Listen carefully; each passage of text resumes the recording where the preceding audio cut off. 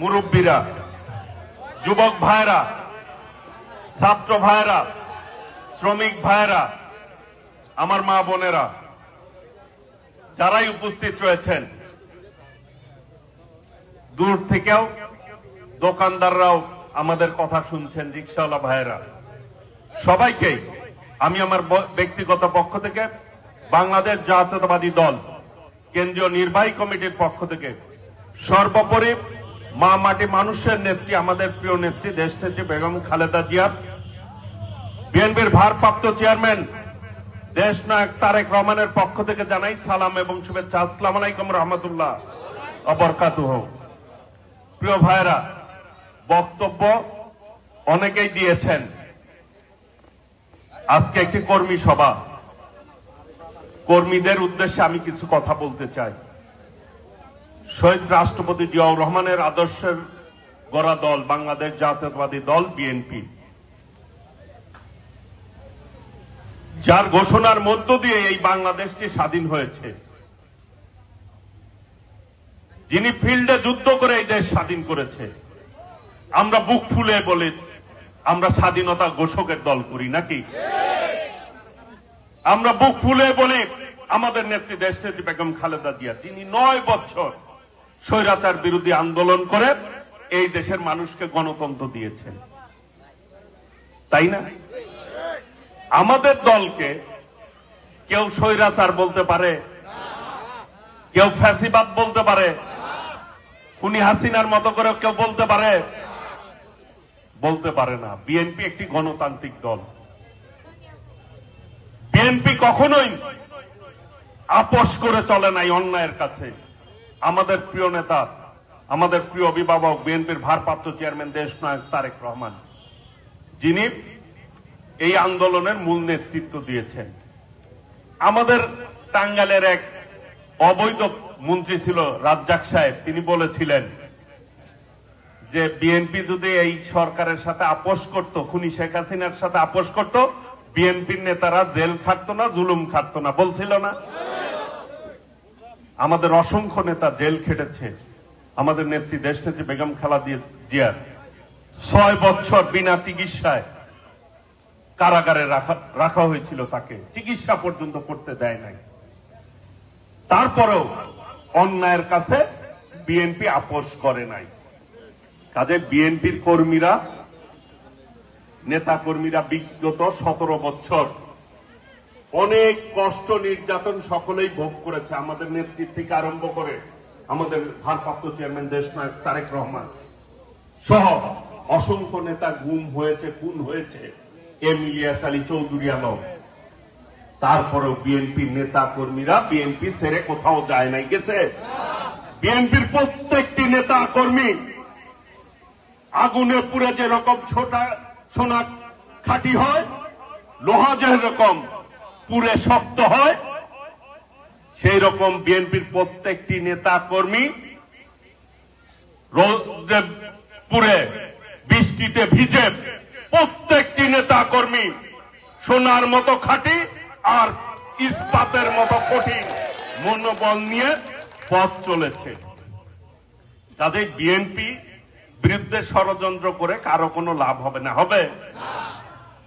BNP সকল ষড়যন্ত্র ভেদ করেই বিএনপি ইনশাল্লাহ আগামী দিনে পথ চলবে দেশনায়ক তারেক রহমানের নেতৃত্বে। এখন নির্বাচন নিয়ে একটি রোডম্যাপ ডিক্লেয়ার করেছে, আগামী ফেব্রুয়ারির পূর্বেই নির্বাচন হবে ইনশাল্লাহ। এই নির্বাচন নিয়ে এক একজন এক এক রকম কথা বলে। কারা এই নির্বাচন নিয়ে কথা বলে, ষড়যন্ত্র করে? যারা 71 সালে স্বাধীনতার বিপক্ষে যাদের অবস্থান ছিল, যারা 71 সালে আমাদের 30 লক্ষ শহীদ হয়েছেন, 2 লক্ষ মা বোন ইজ্জত দিয়েছেন, গণহত্যা তখন চলেছে, তখন যারা ওই কাজের সাথে সম্পৃক্ত ছিল, গণহত্যার সাথে সম্পৃক্ত ছিল, তারাই আজকে নির্বাচন নিয়ে কথা বলে, ষড়যন্ত্র করে। প্রিয় ভাইরা, এই দেশের মানুষ 14 সালে কেউ ভোট দিচ্ছেন, 18 সালে ভোট দিচ্ছেন, 24 সালে ভোট দিচ্ছেন, ভোট দিতে পারেন নাই। এখন কি সবাই ভোট দিতে চান না? কে কে ভোট দিতে চান হাত তুলে বলেন তো। এইখানে যারা উপস্থিত হয়েছেন সবাই ভোট দিতে চায়, ভোট দিয়ে তাদের পছন্দ মতো সরকার গঠন করতে চায় সবাই। সেই সরকার যাতে জনগণের সরকার হয়। এই যে আসগর আলী সাহেব এবং মাহমুদুল হক শানু সাহেব বললেন উন্নয়নের কথা, উন্নয়নের কথা বললেন যে রাস্তাঘাটের যে বেহাল অবস্থা, এই চর অঞ্চলের উন্নয়ন দরকার। আল্লাহ রহমতে বিএনপি যদি আপনাদের ভোটে নির্বাচিত হয় তাহলে এই চর অঞ্চলের সর্বোচ্চ উন্নয়ন করবে ইনশাল্লাহ। ইতিমধ্যেই আমরা আমাদের অনুযায়ী এই রাস্তার কথা বলেছেন যে এইখানে রামদেবপুর থেকে চিটকিবাড়ি এই রাস্তা ইতিমধ্যেই কিন্তু মাপযোগ করে গেছে। আল্লাহ রহমতে বিএনপি যদি আপনাদের ভোটে নির্বাচিত হয় এইটাই প্রথম হবে ইনশাল্লাহ। আমরা বলতে চাই আমাদের নেত্রী দেশনেত্রী বেগম খালেদা জিয়া যখন মানুষের কাছে যে ওয়াদা করেছে সেই ওয়াদা কি পালন করেছে। চরের মানুষরা সবচেয়ে ভালো জানে, কৃষকরা সবচেয়ে ভালো জানে। 91 সালে বলছিল 5,000 টাকা কৃষি ঋণ মওকুফ করব, করছে না? 25 বিঘা চরের জমি খাজনা মাফ করছে না? কে করছে? দেশনেত্রী বেগম খালেদা জিয়া। এই দেশে নারী উন্নয়নের জন্য সবচেয়ে বেশি পদক্ষেপ নিয়েছে দেশনেত্রী বেগম খালেদা জিয়া। অবৈতনিক শিক্ষা ব্যবস্থা নারীদের জন্য কে চালু করছে? দেশনেত্রী বেগম খালেদা জিয়া।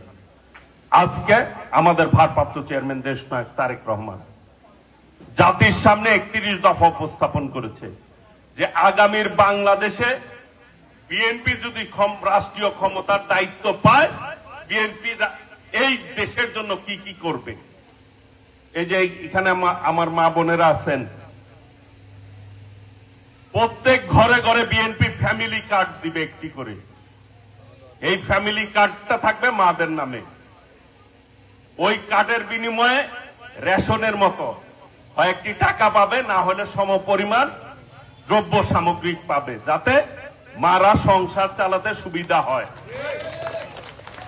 এটি প্রত্যেকটি ধনী গরিব সবাই পাবে। আর মাদের নামে কেন থাকবে? মারা যাতে সংসারে সম্মানিত হয়। নারীর সম্মান বৃদ্ধির জন্য বিএনপি সিদ্ধান্ত নিয়েছে ফ্যামিলি কার্ড মাদের নামে থাকবে। আর শিক্ষার ব্যাপারে বলেছে শিক্ষার ক্ষেত্রে সর্বোচ্চ গুরুত্ব দিয়ে বিএনপি আগামী দিনে কাজ করবে, যাতে করে জাতি শিক্ষিত হয়।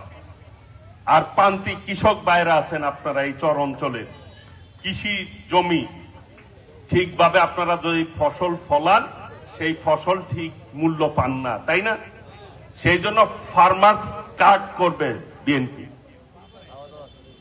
সেইটার মধ্য দিয়ে কৃষকদের পণ্য ন্যায্য মূল্য যাতে পায় সেই ব্যবস্থা বিএনপি করবে আল্লাহ রহমতে। বিএনপি যখন যে ওয়াদা করেছে সেই প্রত্যেকটি ওয়াদা বিএনপি কি রক্ষা করে নাই?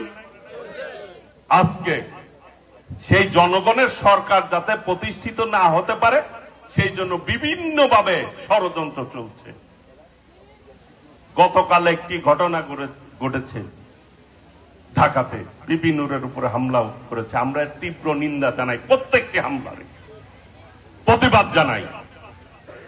পাশাপাশি বলতে চাই এই দেশটি আমাদের সকলের, সকলের না।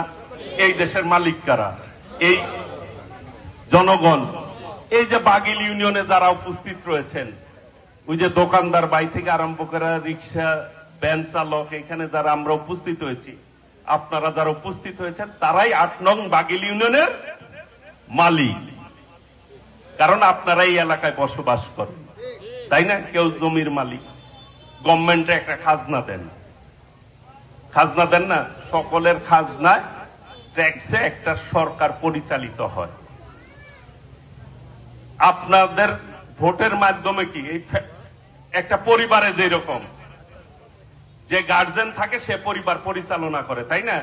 সবাই ওই গার্জেনের কাছে ইনকামটা জমা করে, তাই করে না? এখন ওই সংসারের মালিক তো সব ভাইয়েরা নাকি বোনেরা। এই দেশের মালিক এই দেশের জনগণ।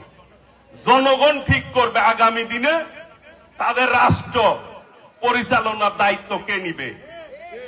দেশনায়ক তারেক রহমান সেই জন্যই বলেছে, আমরা ক্ষমতায় যাওয়ার জন্য রাজনীতি করি না, মানুষের ভোট মানুষকে ফেরত দিতে চাই, মানুষের অধিকার মানুষকে ফেরত দিতে চাই। এই দেশটি আমাদের সকলের। সেই জন্য তিনি একটি স্লোগান দিয়েছেন, দিল্লি নয় পিন্ডি নয়, সবার আগে বাংলাদেশ। সবার আগে কি করব? মিলেমিশে ভোট দিব ধানের শীষে। প্রিয় ভাইরা, সেই জন্য ধানের শীষে ভোট দিলে সকলকে নিয়ে দেশ উনি গড়তে চেয়েছেন। তিনি বলেছেন, আমরা সকলে মিলে এই দেশটিকে গড়ে তুলতে চাই। যারা ফ্যাসিবাদ বিরোধী আন্দোলন করেছে সকলকে নিয়ে, নির্বাচনে জিতুক আর হারুক, সবাইকে নিয়ে জাতীয় সরকার করতে চেয়েছেন আমাদের ভারপ্রাপ্ত চেয়ারম্যান দেশনায়ক তারেক রহমান।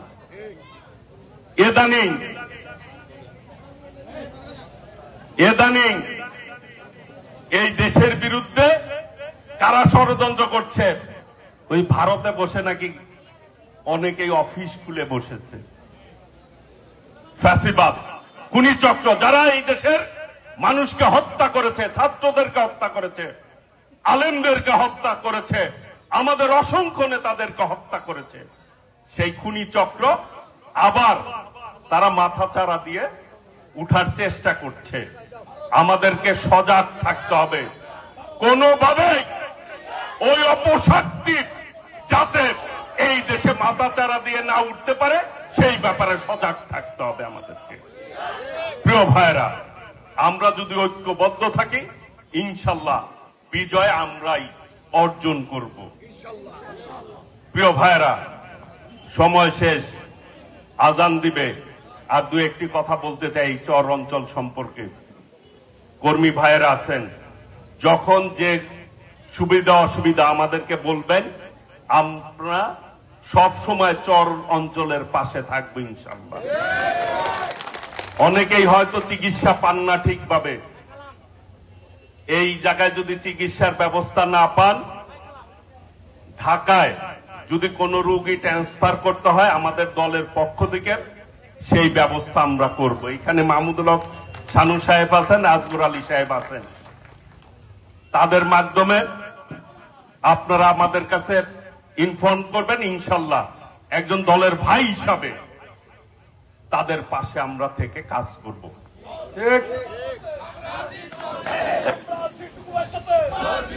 এই চর এলাকার মানুষ সবচেয়ে বেশি কষ্ট করে, নদী ভেঙে যায়।